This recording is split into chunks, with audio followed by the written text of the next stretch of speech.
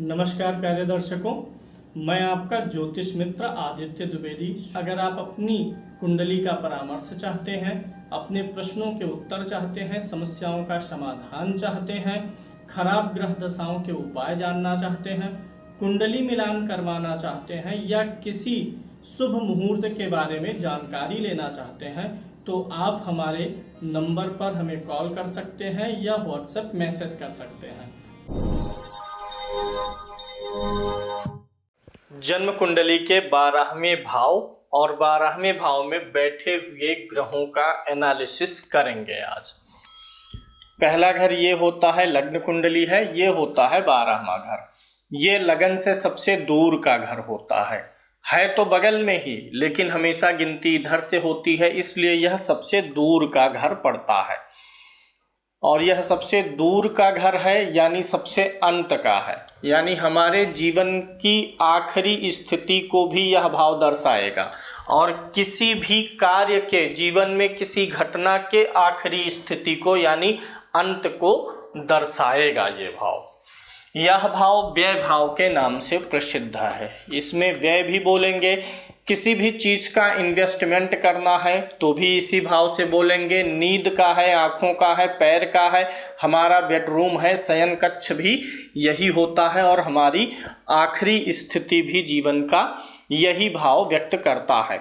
इस भाव में बैठे हुए सभी ग्रहों का एनालिसिस करेंगे। इसके पहले आप यह जान लीजिए 12वां भाव किस त्रिकोण में आता है? मोक्ष त्रिकोण में आता है, क्योंकि 9वां भाव किस में आएगा? धर्म। 10वां किस में आएगा? अर्थ। 11 किस में आएगा? काम। और 12 भाव आएगा मोक्ष त्रिकोण में। तो इस भाव में बैठा हुआ जो भी ग्रह होता है वह किस त्रिकोण में पड़ता है? मोक्ष त्रिकोण में। 12वां भाव हमें कहता है कि मोह छोड़ो, माया छोड़ो। जो भी ग्रह इस भाव में बैठा होगा उस ग्रह के कारकत्व से जुड़ी हुई चिंता या परेशानी हमारे जीवन में रहेगी। ध्यान दीजिएगा, सबको यह चीज सबकी कुंडली में मिलेगा लागू होकर के। 12वां भाव आपका अगर खाली है तो 12वें भाव के स्वामी को देखेंगे, जिसके लिए अगला कार्यक्रम आगे आएगा। आज हम 12वें भाव में बैठे हुए ग्रह को देख रहे हैं। अगर आपके 12वें भाव में ग्रह नहीं बैठा है तो लगभग यही फल लागू होगा 12वें भाव पर जो ग्रह दृष्टि डालेगा उसके लिए भी। जैसे 12वें भाव में अगर सूर्य बैठा हुआ है तो सूर्य किस चीज का कारक है? सूर्य हमारे मान सम्मान का कारक है, पिता पक्ष का कारक है। 12वें में सूर्य बैठा है या 12वें में सूर्य नहीं है जिनकी कुंडली में, वो सूर्य की दृष्टि देख लें कि कहीं सूर्य देख तो नहीं रहा है। तो 12वां भाव अगर सूर्य है, मैं यह पहले आपको बता रहा हूं कि जीवन में वह कौन सा पक्ष होगा जिसके कारण से आपको मानसिक संताप रहेगा, मन आपका उस चीज में उलझा रहेगा, उस चीज को लेकर के आपको तनाव या टेंशन हो सकता है। 12वें में सूर्य है तो जीवन में कई बार आपको पिता पक्ष को लेकर के तनाव, चिंता आदि का सामना करना पड़ सकता है। पिता को लेकर के कोई व्याकुलता हो जाए, पिता से ही मतभेद हो जाए, पिता के सेहत, पिता के सुख में कमी के कारण से परेशानी आ जाए, यह दिखता है। अगर चंद्रमा होगा तो आपको माता के सुख में कमी का अनुभव, माता को लेकर के कुछ चिंता या तनाव बनने का योग रहेगा। चंद्रमा आपका मन भी है तो मन की भी व्याकुलता व्यक्त करेगा। अभी बाद में फुल डिस्क्रिप्शन लेंगे अलग अलग ग्रहों का। अभी मैं क्या बताना चाह रहा हूं कि 12वें भाव में अगर कोई ग्रह बैठा है तो आपकी मोस्ट ऑफ लाइफ जो है वह किस चीज के चिंता में निकला, वह कौन सी चीज जीवन में रही है जिसके कारण से आप चिंतित, परेशान, व्याकुल रहे हैं, आपने ज्यादा तनाव लिया है, और वह चीज जब जीवन में नहीं रही है तो तनाव खत्म हो गया है। अब यहाँ पर अगर मंगल बैठा हुआ हो तो मंगल किस चीज का कारक होता है? मंगल भाइयों का कारक होता है। 12वें में मंगल है तो जीवन में जो मुख्य रूप से कहीं से परेशानी आ सकती है आपको, या आप जिसके लिए परेशान रहे, जहाँ से तनाव बने, चिंता बने वह कौन सा क्षेत्र हो सकता है? भाइयों का हो सकता है। मंगल भाइयों का कारक है। मंगल कर्ज का भी कारक है, तो इसलिए कर्ज वगैरह के कारण से या भाइयों के कारण से तनाव बन जाए। अगर बुध बैठा हुआ है तो बुध किस चीज का कारक है? मित्रों का कारक बुध है और पड़ोसियों का कारक बुध है। तो आपके पड़ोसियों के कारण से आपको चिंताएं प्राप्त हो जाए, मित्रों के कारण से चिंताएं प्राप्त हो जाए। और ये बुध आपका कम्युनिकेशन है, संवाद, वाणी के कारण से आप कभी कभी परेशानी में पड़ जाएं, अपने कुछ उल्टा सीधा बोल जाने के कारण ऐसी भी संभावनाएं बन सकती हैं। अब अगर यहाँ पर बुध के बजाय गुरु बैठा हुआ है तो ज़्यादातर चिंता और संताप का कारण क्या बन सकता है? गुरु क्या है? संतान है। संतान के कारण से कोई चिंता का विषय आ सकता है। कोई ऐसा टीचर या गुरु आपकी लाइफ में हो जिसको लेकर के आप चिंतित रहते हो। गुरु आपका धन भी है, धन से जुड़ी चिंता आपके जीवन में मुख्य हो सकती है। विशेष रूप से संतान से जुड़ी हुई कुछ ना कुछ कंसर्न बनेंगे कि आपका दिमाग उसी में लगा रहे। शुक्र अगर 12वें भाव में है तो आपकी जो पीड़ा का कारण होगा वो कोई स्त्री हो सकती है, किसी स्त्री में मन लगा हो, या कोई स्त्री ऐसी हो सकती है जिसके कारण से आपको चिंता हो, तनाव हो। अपनी ही स्त्री के सुख और स्वास्थ्य को लेकर के चिंता हो सकती है, अपनी स्त्री से ही गड़बड़ हो सकता है। अक्सर ये फल जो मैं बता रहा हूँ ये जीवन के प्राइम टाइम में मिलते हैं, जब आप युवा होते हैं, पारिवारिक और सामाजिक जीवन में प्रवेश करते हैं। ये सारे फल आपको वृद्धावस्था में नहीं मिलेंगे, तब तक ये फल घटित हो चुके होंगे। जवानी के दिनों में खासकर ये परिणाम आपको दिख जाते हैं। अगर शनि 12वें भाव में है तो आप आर्थिक परेशानियों के कारण से, दूसरा आप ये देखेंगे कि आप हमेशा अपने सहयोगियों से परेशान रहेंगे, जिनसे आपको काम लेना है, कलीग्स हो गए, आपके लेबर हो गए, उनसे आपको चिंता बनी रहेगी। राहु 12 में है तो आप देखेंगे कि अक्सर आप योजनाएं बहुत अच्छी बनाएंगे, बड़ी बड़ी बनाएंगे, लेकिन अमल नहीं कर पाएंगे। केतु 12 में होगा तो आप देखेंगे कि आपको अपने पारिवारिक कुछ समस्याओं का सामना करना होगा, नींद की समस्या आ सकती है। वैसे मंगल क्रूर ग्रह है, सूर्य जो है क्रूर ग्रह है, तो ये अगर क्रूर ग्रह 12वें में होते हैं तो नींद से जुड़ी हुई समस्याओं का भी सामना करना पड़ जाता है। किस चीज के कारण से नींद में कमी आ सकती है, किस चीज की चिंता आप लेंगे जीवन में, ये चीज हमेशा ऑल टाइम तो नहीं रहेगी, लेकिन मेजॉरिटी ऑफ टाइम लाइफ का जो है उसमें ये चीज मिलेगा।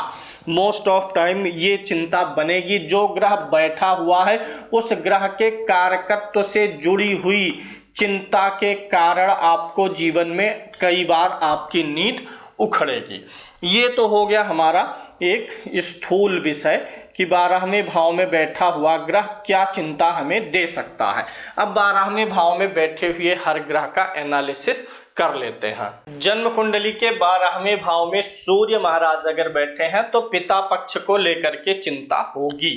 साथ ही साथ जब सूर्य यहाँ बैठा होता है ना, ऐसे लोगों को खुद तो नहीं लगेगा, क्योंकि अपनी कमी किसी को नजर नहीं आती है, सामने वाले से पूछिए तो वो बताएगा। सूर्य के 12वें होने से समाज जो आपको जानता है वो इस रूप में जानता है कि आप स्वार्थी हैं, आप अपना हित सिद्ध करने में माहिर होंगे, अपने हित के समय में आप बहुत मीठा बोलेंगे, अन्यथा आप मीठा नहीं बोलेंगे। ऐसा विचार लोगों का आपके प्रति हो सकता है सूर्य के 12वें होने से। सूर्य के 12वें होने से कई बार ऐसे लोग विपरीत लिंगी के प्रति, अपने जीवन साथी के अतिरिक्त दूसरों के प्रति भी आसक्त हो जाते हैं, यानी पराई स्त्रियों से यह संबंध भी बनवा देता है। सूर्य कुंडली में राजा होता है, सूर्य 9 ग्रहों में राजा है और यह मोक्ष का त्रिकोण है। तो यहाँ पर बैठा हुआ सूर्य कभी कभी पिता से इतना मतभेद कराता है कि आपका मन पिता से दूर रहने लगे, पिता से अलग रहने का करने लगे। और पिता से जब आप अलग रहते हैं, पिता से दूर रहते हैं, तब आपके पिता आपसे कुछ ज़्यादा ही प्रसन्न रहते हैं। साथ रहने पे कुछ मतभेद या मनोमलिन्यता आ जाती है 12वें के सूर्य के होने से। अगर काल पुरुष की कुंडली देखेंगे तो काल पुरुष की कुंडली मेष लगन की होती है। इस कुंडली के अनुसार सूर्य स्वामी बनता है पंचम भाव का। काल पुरुष की कुंडली के अनुसार सूर्य स्वामी कहाँ का बनेगा? पंचम भाव के ये स्वामी बन जाते हैं। ऐसी स्थिति में पंचम भाव का जो कारकत्व है वह 12वें भाव में गया हुआ है। पंचम भाव संतान का है, यानी पुत्र संतान की प्राप्ति में भी थोड़ी सी समस्याएं आती हैं। पुत्र संतान के लिए चिंता उत्पन्न होती है, थोड़ा देर से विलंब से पुत्र संतान की प्राप्ति हो, ऐसा भी संभव है। पंचम भाव बुद्धि का है, स्वामी 12 में गया हुआ है, तो ऐसे लोगों की वृत्ति खर्च करने की होती है। और ऐसे लोग विशेष रूप से, अगर परिवार बड़ा है, संयुक्त है, तो उसमें भी छांट-बीन के खर्चा करेंगे। अपना अपना पराया पराया देख करके खर्चे की प्रवृत्ति बनती है। 12वें भाव में सूर्य मोक्ष त्रिकोण में बृहस्पति की राशि में होता है, गुरु की राशि में होता है। ऐसे लोगों का कल्याण किसी गुरु के सानिध्य में हो सकता है। आत्म कल्याण करने का प्रयास करना चाहिए ऐसे लोगों को। ऐसे लोगों को किसी पिता समान व्यक्ति से अवश्य सलाह लेकर के काम करना चाहिए, तब इनके लिए कुछ ज़्यादा ही अच्छा होने का संकेत मिल जाता है।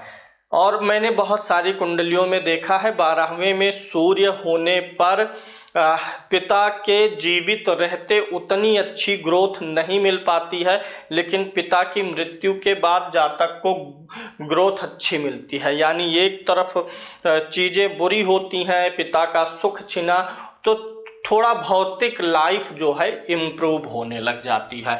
अगर 12वें भाव में चंद्रमा बैठे हुए हैं तो क्या रिजल्ट देंगे, इसे भी देख लेते हैं। यहाँ पर 12वें भाव में चंद्रमा के होने से, अगर यहाँ पर 12वें भाव में चंद्र महाराज बैठे हैं तो क्या रिजल्ट बनेगा? 12वां ही आप यहाँ पर मान लीजिएगा, 12वें में चंद्रमा है।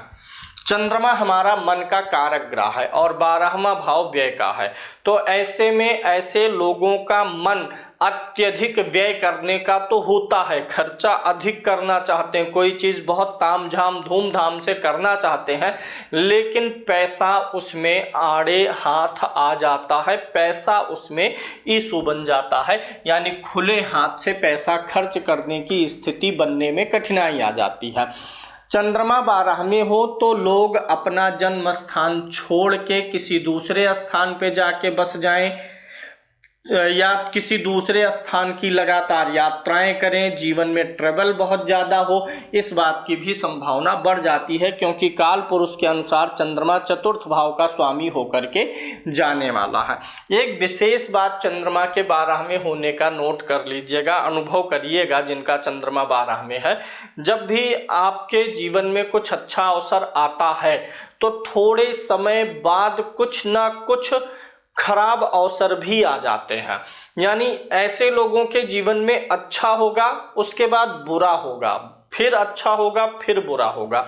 जिस चीज से अच्छा हुआ है कहीं ना कहीं उसी चीज का इन्वॉल्वमेंट भी रहता है बुरा होने में भी। 12वें का चंद्रमा व्यक्ति को जीवन में एक लक्ष्य भी देता है। ऐसे लोग बहुत अच्छे सेवक होते हैं, यानी जहां समर्पित होते हैं बहुत अच्छा डेडिकेशन देते हैं। नर्स वगैरह के पेशे में हो, डॉक्टर हो, तो अपने पास से पैसा रुपया खर्चा करके लोगों का सेवा भाव कर देते हैं। ना ही डॉक्टर हो तो भी जीवन में कुछ ना कुछ सेवा का लक्ष्य बना लेते हैं। जैसे कुछ लोग होते हैं ना, पक्षियों की सेवा का लक्ष्य बना लिया, जानवरों का बना लिया, बुजुर्गों का, कुछ ना कुछ ऐसी आदत इन लोगों के अंदर आ जाती है, क्योंकि ये चंद्रमा मन है और 12वां भाव गुरु का होता है, ज्ञान का होता है। तो ऐसे लोगों के मन में थोड़ा सा विरक्ति भी मन में बसी रहती है कि संसार से जाने के बाद भी कुछ हिसाब किताब देना पड़ेगा। 12वें का चंद्रमा भौतिक जीवन के लिए तो बहुत अच्छा नहीं है, लेकिन यह दूसरों की मदद आदि करने के लिए बहुत अच्छा रिजल्ट दे जाता है। 12वें के चंद्रमा के होने से व्यक्ति का जो निवास स्थान है, घर है, उन सब में रेनोवेशन का काम, घर बना लिए तो उसमें पलस्तर, फिर रंगाई, पुताई, इन सारे कामों में धीमापन रहता, बहुत धीमे धीमे ये होता है। अगर अन्य राजयोग बने होंगे कुंडली में तो उनको साइड रख करके ये विवेचन है। अगर बुध आपका सूर्य चंद्रमा हो गया, मंगल को लेते हैं, मंगल अगर 12वें भाव में गया हुआ है तो आपको भाइयों के कारण से चिंता होगी। चंद्रमा के जाने से माता के कारण से या माता समान स्त्रियों के को लेकर के चिंता हो सकती है, उनका आपके जीवन में सुख कम रहे इस बात की भी चिंता रह सकती है। मंगल के जाने से भाइयों से चिंता आपको मिल सकती है। साथ ही साथ जिनका मंगल 12 में है ऐसे दोनों पति पत्नियों में रिश्ते ठीक चलेंगे, फिर बीच बीच में अच्छा द्वंद्व हो जाएगा। दोनों लोगों में काफ़ी जो है गहमा गहमी और वो भी अननेसेसरी चीज़ों पे मतभेद होगा। छोटी छोटी बातें दिल पे लेकर के बैठने की स्थिति हो जाती है अगर मंगल 12 में गया हुआ है। ऐसी स्थिति में मंगल के 12 में होने से व्यक्ति सैर सपाटा यात्रा वगैरह तो करता ही करता है, कभी कभी उसको नींद में भी समस्याएं आएंगी क्योंकि क्रूर ग्रह है और 12वें भाव में गया हुआ है। तो यहाँ पे नींद की समस्या, दाम्पत्य जीवन की परेशानी भी देने का काम ये कर जाता है। 12वें का मंगल होगा तो आप जीवन में कभी ना कभी पीठ हो गया, कमर हो गया, शरीर का पिछला हिस्सा हो गया, जहाँ पर मांसपेशियां हैं वहाँ पे दर्द का अनुभव भी आप करेंगे अगर 12वें भाव का मंगल गया हुआ है। यह मंगल गुरु के घर में होता है, सेनापति के घर में होता है, तो ऐसे लोग गुस्से में झुझलाते बहुत है, जल्दी से गुस्सा आएगा, बहुत आवेग से आएगा, फिर जल्दी चला भी जाएगा। अक्सर ऐसे लोगों का गुस्सा कुछ ऐसे कारणों से होता है जिनसे बाद में इनको लगता है कि हाँ मेरा गुस्सा करना गलत था, बाद में पछतावा भी ऐसे लोगों को अपने गुस्से के कारण से होता है। 12वें भाव में मंगल अगर होता है तो वायु जनित रोग भी होते हैं, यानी गैस आदि की समस्या होती है और ऐसे लोग अपने भाइयों के द्रोही भी हो सकते हैं। ऐसे लोग कानूनी दाव पेच में ना फंसे तो ही अच्छा है, अन्यथा कानूनी दाव पेच जैसे नौकरी ही कर रहे हैं तो उसमें कोई कानूनी दाव पेच में फंस गए, पत्नी से ज़्यादा विवाद कर देंगे तो वहाँ भी फंस जाएंगे। कानूनी पेच में फंसने का जो है यहाँ पे खूब पॉसिबिलिटीज दिखाई देती हैं अगर मंगल 12वें भाव में होता है। कभी कभी ऐसा मंगल जातक को व्यसनी भी बना देता है, कुछ छोटे मोटे नशे की तरफ भी ऐसे व्यक्ति को आकर्षित कर लेता है। अगर चंद्रमा 12वें में था तो एक चीज़ और है कि ऐसे लोगों के ऊपर बहुत भरोसा नहीं किया जा सकता है कि कब क्या कहेंगे क्या करेंगे, क्योंकि चंद्रमा के 12वें होने से इन लोगों का इमोशनल लेवल जो है वो थोड़ा बहुत ज़्यादा वीक होता है। ज़्यादा अत्यधिक इमोशनल होना भी ठीक नहीं है। अगर 12वें भाव में बुध महाराज जा कर के बैठ रहे हैं तो कैसा फल देंगे? बुध जाएंगे तो आप जानते हैं कालपुरुष की कुंडली के अनुसार तीसरा भाव और छठा भाव इनके प्रतिनिधित्व में आता है। तीसरे का स्वामी जाएगा और छठे भाव का स्वामी 12 में जाएगा। तीसरा भाव किसका होता है? हमारे पड़ोसियों का होता है, हमारे आसपास जो लोग रहते हैं, हमारे आसपास का माहौल है, उसका स्वामी 12वें में गया है और यहाँ से 10वें भाव में गया है। यानी आप जहाँ रहते हैं और जहाँ काम करते हैं दोनों का एटमॉस्फियर लगभग मिलता जुलता हुआ रह सकता है। काल पुरुष की कुंडली के अनुसार बुध 12वें भाव में मीन राशि में पड़ेगा, अपनी नीच राशि में पड़ेगा। तो अगर बुध 12 में हो तो व्यक्ति अपने कामकाज में टेक्नोलॉजी का प्रयोग करना, आधुनिकता का प्रयोग करना, इन सब को बड़ी कठिनाई से सीख पाता है या कर पाता है। यानी टेक्नोलॉजी, कंप्यूटर, आईटी, इंटरनेट अपने कामकाज में प्रयोग करने में वह उतना एक्सपर्ट नहीं रह पाता है जितना कि दूसरे लोग कर सकते हैं, जिससे उसको कुछ नुकसान भी सहना पड़ सकता है। बुध के 12वें होने से यहाँ पर मीन राशि में पड़ेगा, गुरु की राशि में पड़ेगा, मोक्ष त्रिकोण में पड़ेगा, तो ऐसे व्यक्ति की आध्यात्मिक अभिरुचि भी उत्पन्न होने लगती है। बुध के 12वें होने से स्किन की भी प्रॉब्लम होती है और ऐसे व्यक्ति थोड़ा सा कम्युनिकेशन में वीक होते हैं, संवाद में अपनी बातों को दूसरों को सप्लाई करने में, पहुंचाने में, डिलीवर कर पाने में थोड़ा सा उनको कठिनाई भी होती है। अगर हम गुरु की बात करें कि गुरु 12वें भाव में जाएगा तो कैसा असर देगा? 12वें भाव में गुरु अगर जाएगा तो काल पुरुष की कुंडली के अनुसार अपनी ही राशि में होगा और भाग्य का स्वामी भी होगा। गुरु एक धार्मिक ग्रह भी है। गुरु 12वें में जाता है तो ऐसे व्यक्ति का जो बेडरूम है वहाँ पे देखिए कोई ना कोई देवी देवताओं की तस्वीर होने की संभावना अधिक रहती है। और उसमें भी जो तस्वीर हो देख लीजिए, अगर वो जोड़े में ना हो, जैसे राधा कृष्ण की ना हो और शिव शक्ति की ना हो, जोड़े में ना हो, तो बेडरूम से उस तस्वीर को हटा दीजिएगा। कुछ ऐसी चीज़ें होने की संभावना रहती हैं। गुरु के 12वें भाव में होने से अगर ऐसा व्यक्ति किसी की मदद करता है तो वह अच्छे बुरे का विचार नहीं करता है। 12वें में गुरु हो तो व्यक्ति कुपात्र और पात्र का ध्यान नहीं रख पाता है कि किसकी मदद करनी चाहिए थी कि किसकी नहीं करनी चाहिए थी, और कभी कभी कुपात्र की मदद कर देने के कारण 12वें में गुरु जब होता है तो इसीलिए व्यक्ति को कभी कभी अपयश का सामना भी करना पड़ता है। 12वें बृहस्पति हो तो जीवन में कई बार कुछ लांछन लग सकता है, अपयश आपको प्राप्त हो सकता है। 12वें भाव में अगर बृहस्पति जाएगा तो भाग्य आपका साथ देगा। जब आप थोड़ा सा पिता के बनाए घर को छोड़ देंगे, खुद का बनाया घर जब ले लेंगे तो आपको अधिक साथ मिलेगा भाग्य का। बृहस्पति के 12वें होने से थोड़ा देर से सही लेकिन घर और गाड़ी का सुख मिल जाता है। ऐसा व्यक्ति ना काहू से दोस्ती ना काहू से बैर वाले सिद्धांत पे काम करना चाहता है, न किसी से अत्यधिक मीठापन न बुरापन, दुश्मनी और शत्रुता नहीं बनाना चाहता है ऐसा व्यक्ति। ऐसे व्यक्ति की आयु भी अच्छी होने की संभावनाएं बनी रहती हैं। ऐसे लोग अच्छे पढ़े लिखे होते हैं, शास्त्रों में रुचि होती है और अच्छे कार्यों में पैसा खर्चा करने वाले होते हैं। अच्छी जगहों पर ये पैसा अपना इन्वेस्ट करते हैं। 12वें के बृहस्पति के होने से ऐसे लोगों को ज़्यादा संभावना रहती है कि शरीर में कहीं कुछ गांठ बनी हो, गिल्टी आदि हो गई हो, जो इनके सेहत को प्रभावित करे या जिसके लिए इनको ट्रीटमेंट या ऑपरेशन की भी ज़रूरत पड़ सकती है। 12वें में बृहस्पति के होने से गिल्टी गांठ, ट्यूमर वगैरह होने की संभावना रहेगी। 12वें भाव में अगर शुक्र महाराज बैठेंगे तो काल पुरुष की कुंडली के अनुसार अपनी उच्च राशि में होंगे, धन भाव के स्वामी होंगे और सप्तम भाव के स्वामी होंगे और प्रबल मारक भी हो जाएंगे। तो जिनकी कुंडली में शुक्र 12वें है तो शुक्र ग्रह से जुड़ी हुई तकलीफ उनको आएगी। ऐसे व्यक्ति को उम्र बढ़ने के साथ में शुगर की बीमारी हो सकती है। शुगर हो सकता है, थायराइड हो सकता है, डायबिटिक हो सकते हैं। ऐसे लोग 12वें के शुक्र के होने से कुछ ऐसी दिक्कत आ सकती है जिससे आगे चल के आपके आँखों पर असर पड़ जाए, आँखों की रोशनी डाउन हो जाए, आँखों पे असर पड़े। ये सारी दिक्कत उम्र बढ़ने के साथ साथ आएगी।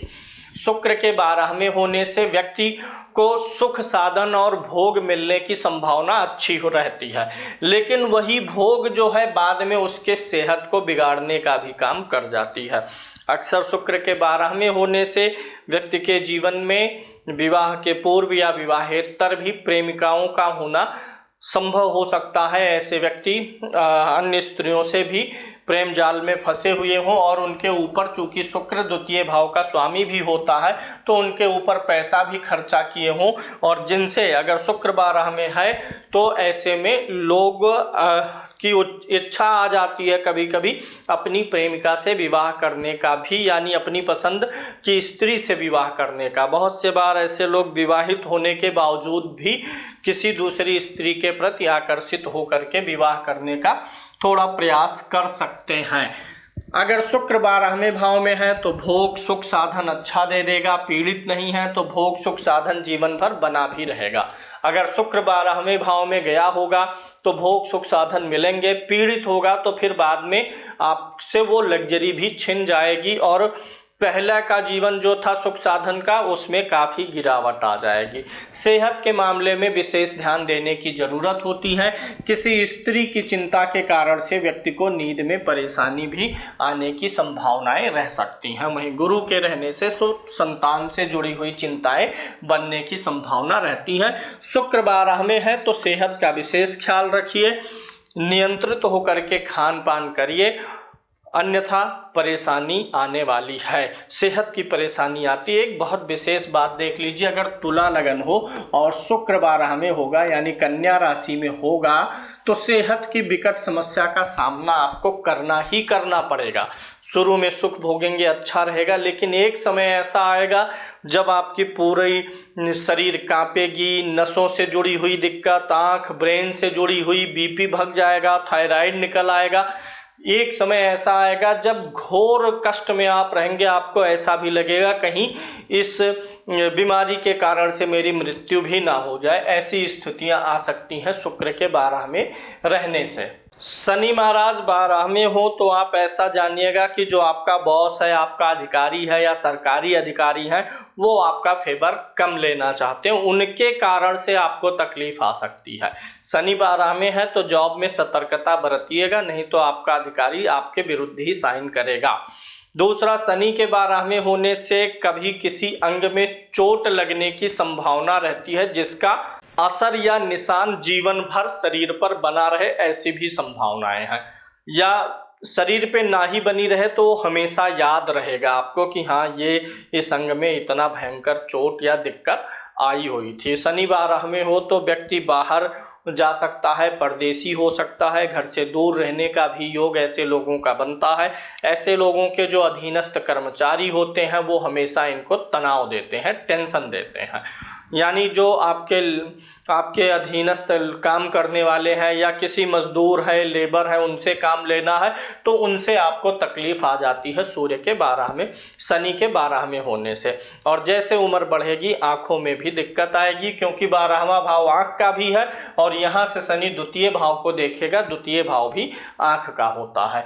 तो यहाँ पे शनि के होने से ज़्यादा केसेस में तो नहीं, लेकिन कुछ केसेस ऐसे भी आते हैं कि तिरछी आंख वाला वह व्यक्ति होता है, जो लोग कुछ थोड़ा सा तिरछा देखते हैं, ऐसी भी संभावनाएं बन जाती हैं। ऐसे लोगों की उम्र जब लगभग 45 साल की होती है तो इनकी स्त्री को, पत्नी को कुछ तकलीफ होती है लगभग 45 साल की उम्र में। शनि 12 में हो तो ऐसे लोगों को गलत साथ वाले ज़्यादा मिलते हैं, गलत दिशा में ले जाने वाले लोग ज़्यादा मिलते हैं। ऐसे लोगों को अपनी साथ और संगति का ख्याल रखना चाहिए, क्योंकि जब हम काल पुरुष की कुंडली से देखेंगे तो कर्म भाव और लाभ भाव का स्वामी शनि होता है और यह व्यय भाव में जाता है। तो ऐसे लोग अपने काम और लाभ दोनों का व्यय कर जाते हैं, अपने किसी साथ के कारण से, लोगों की संगति के कारण से।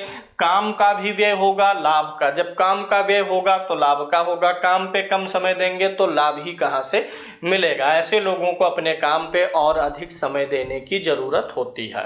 12वें भाव में अगर राहु महाराज बैठे हुए हैं इस 12वें 12th हाउस में, तो क्या रिजल्ट देंगे।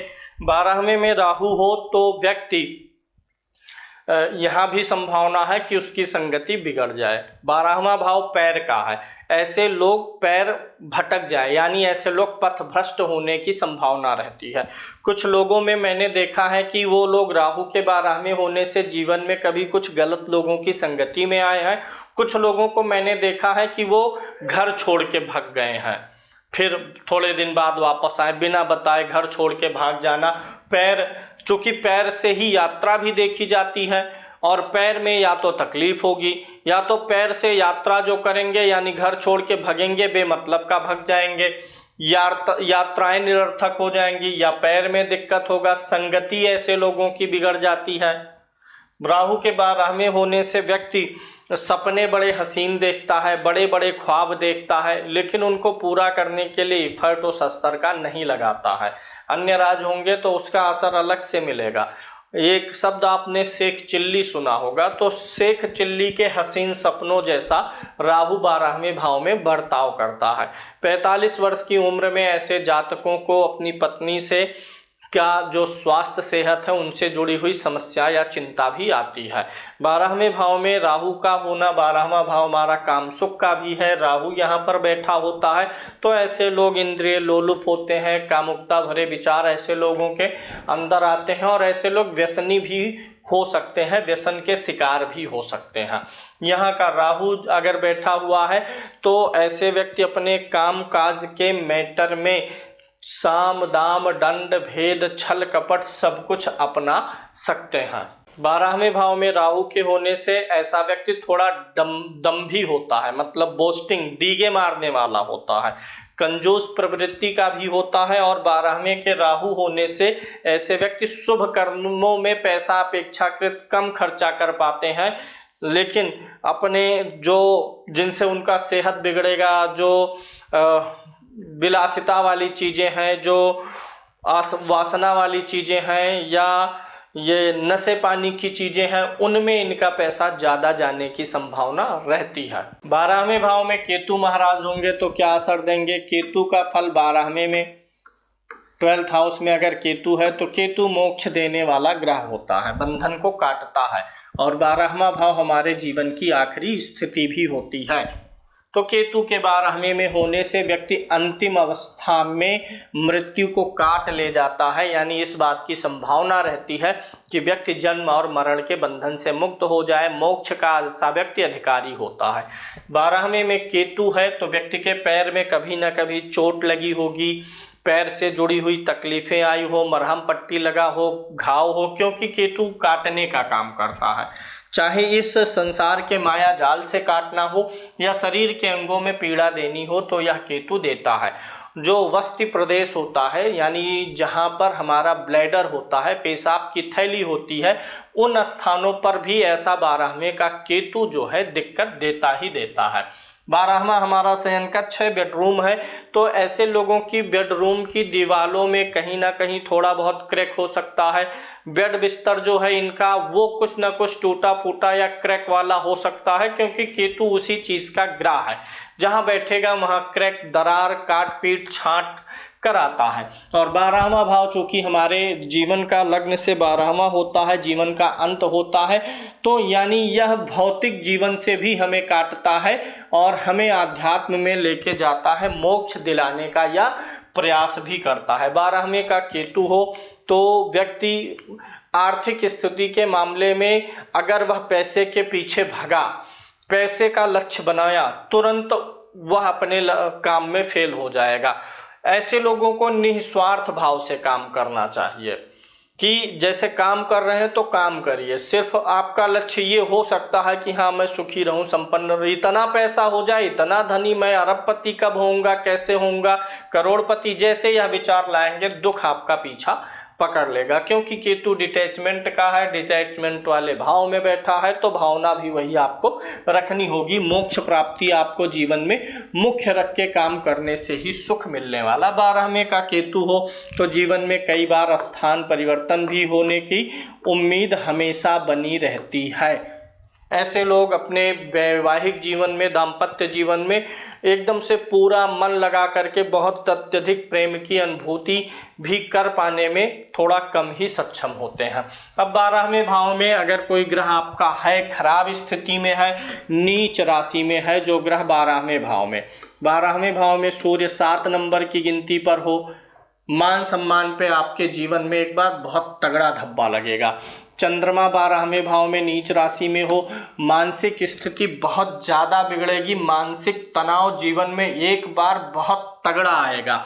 वहीं मंगल अगर 4 नंबर की गिनती पर हो, 12वें भाव में नीच राशि में हो, तो जीवन में जेल का खतरा, थाना पुलिस का खतरा, वाद विवाद का खतरा या शरीर हड्डी का टूटना, दर्द पीड़ा बहुत ज़्यादा होने की संभावना रहेगी ही रहेगी। एक टाइम जीवन में आएगा जब यह मंगल आपको अस्त व्यस्त करके रख देगा। मंगल के बाद बुध को देख लेते हैं। अगर बुध 12वें भाव में 12 नंबर की ही गिनती पर हो, यानी मेष लगन की कुंडली हो, 12वें जा करके बैठा हुआ हो, तो व्यक्ति की स्मरण शक्ति, बुद्धि उसके चिंता का कारण बनेगी, बहुत ज़्यादा तकलीफ दे देगी। उसके मित्र उसके लिए परेशानी का कारण कभी ना कभी जीवन में बहुत तगड़े से बनेंगे। गुरु 12वें भाव में जाकर के नीच का हुआ हो तो जीवन में एक बार आर्थिक समस्याएं आपको बहुत विकट रूप से आ सकती हैं और संतान से जुड़ा हुआ कोई इशू हो सकता है जीवन में एक बार विकट रूप से। शुक्र 12वें भाव में नीच का हो तो भगवान ही बचाएं। स्वास्थ्य की जब परेशानियां शुरू होंगी तो पीछा छोड़ेंगी ही नहीं। शनि 12वें भाव में नीच राशि में हो यानी 1 नंबर की गिनती पर होगा तो देखिएगा सिर और आंखों को बचा के रखिएगा। गाड़ी वाड़ी अगर चलाते हैं तो हेलमेट लगा के हमेशा रखिएगा। पैर का टूटना, सिर का फूटना, आंखों की रोशनी का जाना, दाम्पत्य का बिगड़ जाना, चाहे वहां पर मंगल होगा चाहे शनि होगा, वैसे कोई भी ग्रह नीच का होगा 12वें में तो दाम्पत्य पे असर डालेगा ही डालेगा। खासकर शुरुआत के वैवाहिक जीवनों में 10-12 साल तक बड़ी ज़्यादा परेशानी रहेगी। और शनि है तो पैर, आँख, सिर आदि को संभाल के रखिए। विवाह हो जाएगा, नहीं होगा कि होने के बाद टूट जाएगा, आपका जीवन साथी आपको वैल्यू नहीं देगा, भाव नहीं देगा, ये सारी चीज़ें बनेंगी अगर 12वें भाव में कोई नीच का ग्रह पड़ जा रहा। अगर 12वें भाव में कोई भी ग्रह बैठा है उसका आपको अशुभ प्रभाव मिल रहा है तो आप उसकी वस्तु का दान अपने वजन के बराबर कर दीजिए। दान करने के लिए आपको हमेशा संकल्प लेना चाहिए। जैसे सूर्य का दान रविवार को, चंद्रमा का सोमवार को, मंगल का मंगलवार को, बुध का बुधवार को, गुरु का गुरुवार को, शुक्र का शुक्रवार को, शनि राहु केतु का शनिवार को करिए। हाथ में जल और अक्षत लेके संकल्प बोल देना चाहिए कि मैं फला अपनी लग्न कुंडली के 12वें भाव में बैठे हुए फला ग्रह के अशुभ प्रभाव की शांति के लिए इस फला वस्तु का दान कर रहा हूं, कर रही हूं। फिर जल अक्षत जमीन पे छोड़ के वस्तु को छू के दान दीजिए। देखिए सिर्फ हमारे शरीर के ऊपर ही ग्रहों का प्रभाव नहीं है, हर वस्तु पर है। जैसे चावल है तो चावल में चंद्रमा और शुक्र का प्रभाव बहुत अधिक है। लाल रंग की जो चीजें हैं, फल फूल हैं, उनमें सूर्य मंगल का प्रभाव अधिक है। जो ग्रह आपका गड़बड़ है उस ग्रह का प्रभाव जिन वस्तुओं पर अधिक है उसी वस्तु को आप दान करिए। दान करना मतलब स्वयं से हटा के दूसरों को देना। यानी मंगल यहाँ पर गड़बड़ है तो मंगल के लिए मैंने दान किया तो मंगल के वस्तु को हटाया, मैंने अपने तरफ से हटा के दूसरे को सप्लाई कर दिया। उसकी ऊर्जा जो निगेटिव थी उसमें कमी आ जाती है। तो इस प्रकार से जप भी आप कर सकते हैं, दान भी कर सकते हैं। अशुभ ग्रह अगर यहाँ पर है तो उनका व्रत भी कर सकते हैं।